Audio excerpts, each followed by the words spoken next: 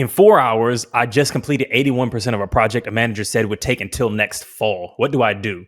Should I tell my boss and get good boy points or just sit on it and chill for the next 6 months? What's the play here? Very simple answer. If you exceed a task by a factor that they could not possibly pay you like more to that matched factor, don't ever fucking let people know.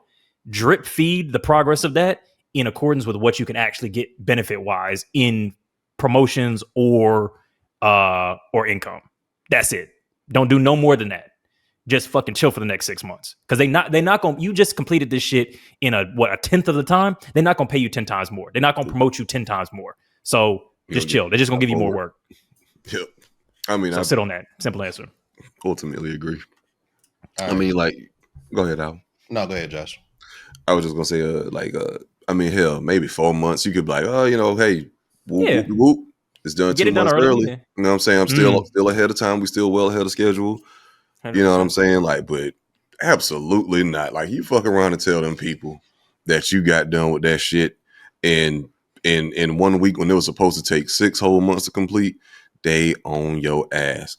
They will bruh. Because like I said, you're not about to get a raise off it. They're not going to pay you anything extra because apparently since you were able to get it done so fast, clearly the work that you put in into it is not valued enough to get extra money. Like it must not have been that damn difficult. Even if you are a special motherfucker, like it must not have been that difficult for you to do. So therefore you don't deserve any extra money because it wasn't difficult. You was able to get it done ahead. Nigga, we actually might need to revisit your pay.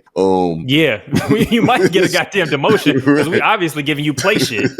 And you kind of playing in our face. Right. As a matter of fact, you fired. Like, so really don't even fucking tell them. Yeah, so it could, honestly, I could easily see that going like worse rather than like that could just be bad business for you. I saw one nigga in the comment threads. I was like, see, look, this is why you lazy motherfuckers in here don't just always constantly just won't go work for the man. You ain't gonna never amount to shit because all you want to do is just be lazy, smoke weed, and play video games all day. You don't want to show no initiative. You'll never be your own boss. Sounds like a pretty good life. Nigga, right. Like, nigga, and first of all, being your own boss and starting your own company has nothing to do with that shit. And everybody is not built the hardest thing ever. And then, like, yes, it's all of that. But he's acting like just because you could complete a project in like a fast amount of time, you just don't automatically be successful as a businessman and then like a position of leadership to start your own business. Nigga, in what? Yeah.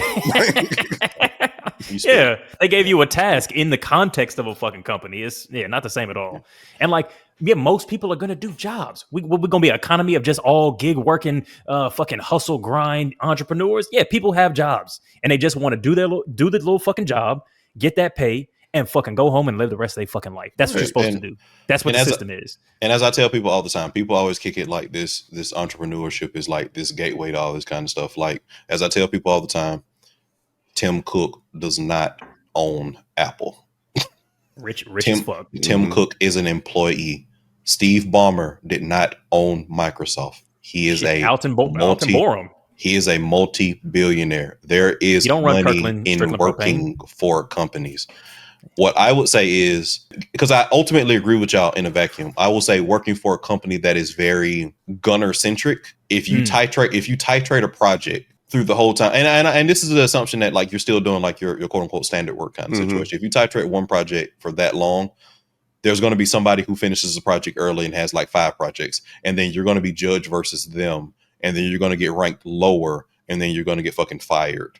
So I do think that you kind of got to split the difference a little bit. So like what the smart people do in those company contexts is they have a project roadmap that makes sure that they hit like a baseline standard of competitiveness with their peers so that they can just keep their job. And a lot of times that doesn't mean I'm going to tell everybody, oh, I'm done with this project to 80%. It means I may present it to my boss as like this one project has 4 different phases.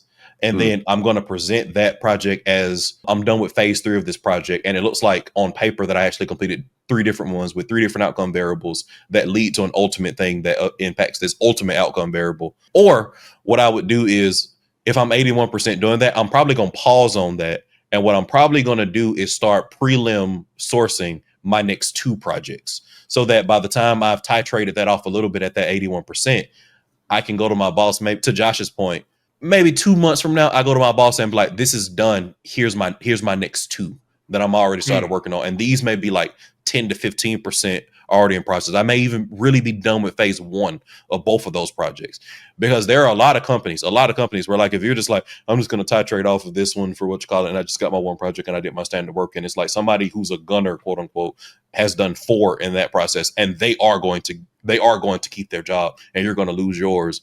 And it's going to be performance based, incentives in terms of your raises, your stock price, all that kind of stuff. Like, you will get fucking burned in some context on that situations. But to you all's point, I think that we got to find ways within the context of our sanity to kind of not too much be cogs in the capitalistic wheel, to kind of make sure that you can kind of protect yourself as much as you can in those contexts, if that's the field that you play in.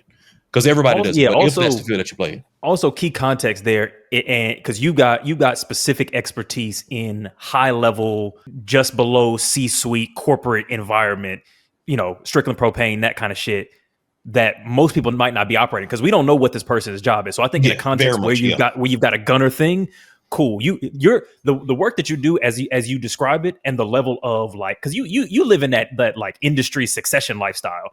Most motherfuckers are not, and have no interest in doing it. So if your job is not at risk because another person finishes the same task, a week early, then I think you should definitely drip feed it so that you get some benefit, but you're never going to get a tenfold benefit. So, yes. And which, to your point, even if you are in a gunner context, you still need to drip feed it. Like, just the level that you milk it is going to depend on whether or not your job is at risk.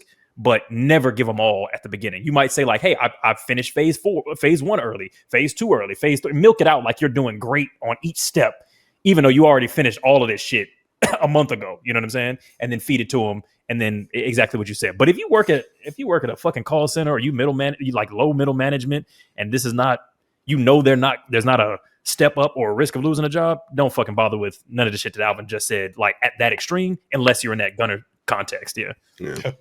True. Work to live, don't live to work. Oh, big facts. Yeah.